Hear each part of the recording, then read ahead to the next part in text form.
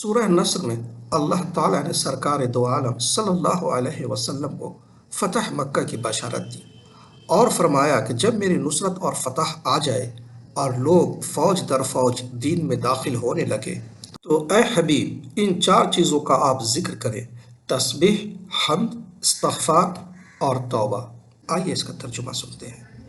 اللہ کے نام سے شروع جو نہایت مہربان رحمت والا ہے۔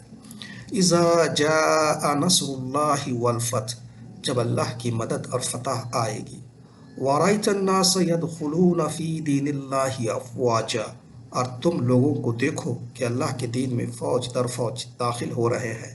فَسَبِّحْ بِحَمْدِ رَبِّكَ وَاسْتَغْفِرْ إِنَّهُ كَانَ تَوَّابًا، اور اللہ کی تعریف کرتے ہوئے پاکی بیان کرو اور اس سے بخشش چاہو، بے شک وہ بہت توبہ قبول کرنے والا ہے۔ صدق اللہ العظیم، اللہ نے سچ فرمایا۔